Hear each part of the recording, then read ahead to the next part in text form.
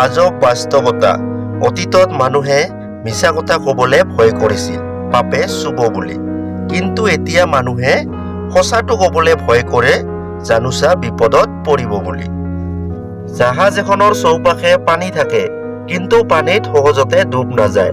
যেতিয়া জাহাজখনৰ ভিতৰত পানী সোমায়, তেতিয়াহে ডুবি যায়। ঠিক তেনেদৰে প্ৰতিজন মানুহৰ চৌপাশে একো ক্ষতি কৰিব নোৱাৰিলেও বেয়া মানুহবোৰ ঘূৰি ফুৰি থাকে। কিন্তু যেতিয়াই বেয়া মানুহবোৰ তোমাৰ জীৱনৰ অংশ হ'বলৈ সুবিধা পাব, তেতিয়াই নিশ্চিত লাহে লাহে তুমি ধ্বংস হ'বা। তলত পৰি থকা সামান্য ধূলি অথবা বালি তোমাৰ একো ক্ষতি কৰিব নোৱাৰে, কিন্তু সেই সামান্য ধূলি অথবা বালি তোমাৰ চকুত সোমালে তোমাক বহুখিনি যন্ত্ৰণা ভুগিবলগীয়া হয়।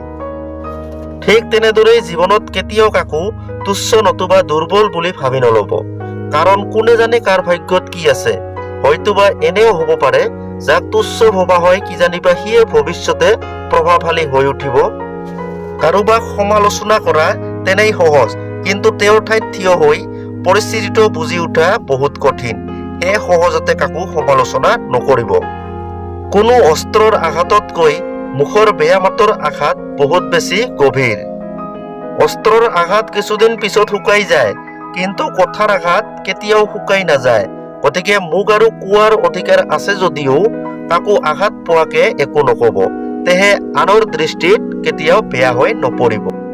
টকাৰে সুন্দৰ মানুহ কিনিব পাৰি, কিন্তু সুন্দৰ মন পাব নোৱাৰি। যুদ্ধ কৰি বিশ্ব জয় কৰিব পাৰি, কিন্তু কাৰো ভাল পোৱা পাব নোৱাৰি। আনৰ মন আৰু ভাল পোৱা পাবলৈ হলে নিজৰ মনটোকো সদায় সুন্দৰ কৰি ৰাখিব পাৰিব লাগিব। অতীতে কষ্টৰ অনুভূতি দিয়ে, ভৱিষ্যতে সপোন আঁকিবলৈ শিকায়, বৰ্তমানে লগত থাকি জীৱনটোক আগুৱাই নিয়ে। সেয়ে বৰ্তমানক গুৰুত্ব দিয়াটো ভাল। নিজৰ দুৰ্বলতাৰ বিষয়টো কেতিয়াও মানুহক জানিবলৈ নিদিব, কাৰণ দুৰ্বলতাৰ সুযোগ লৈ মানুহে সহায় কৰাতকে ধেমালিহে বেছি কৰিব। হয়তো এয়াই বাস্তৱতা।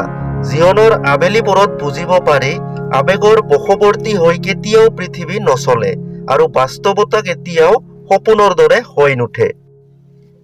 আপুনি আমাৰ পৰিয়ালৰ এগৰাকী সদস্য হ'ব বুলি আশা ৰল।